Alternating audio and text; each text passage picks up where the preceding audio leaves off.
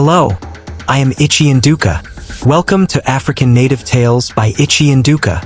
Ever heard of the myth of one hearing his name at night and how it was the spirit calling which was once popular among the West African Igbo society? The myth was centered on how the spirits can sometimes call people in the dark of the night, which answering would attract horrible consequences to the victim. Such belief, deeply rooted in the traditions of the Igbo people, tells of a warning passed down through generations. The origins of this myth date back to a time of great sorrow and upheaval. As the transatlantic slave trade gained momentum, a new wave of mercenaries emerged, hunters not of animals, but of people. They traveled across the lands of Africa, which the Igboland wasn't spared, seeking to capture the unsuspecting and sell them into slavery.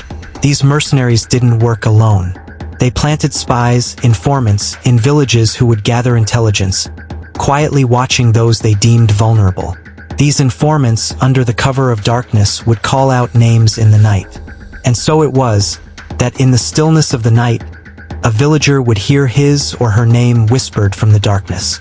At first, they might ignore it, thinking it a mere trick of the mind. But often, the call would grow louder, more urgent. If they responded, they would be summoned, compelled to step out of their home, drawn into a journey from which they would never return.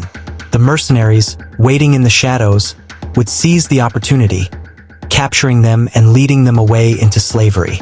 The wise Igbo elders, in their understanding of both the seen and unseen worlds, recognized the dangers that lurked in the dark. They saw that the lives of their people were being stolen, not just through force but through deception. And so they devised a plan, a myth perhaps, but one rooted in truth. Do not answer your name when you hear it called in the night, for it is the spirits calling, which could be calling bearing horrible consequences, they would warn.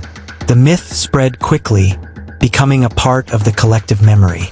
It became a safeguard, a protective charm that ensured that no one would wander into the night without knowing the consequences. And so, the myth of the spirits calling in the dark became more than just a story. It became a protective mechanism.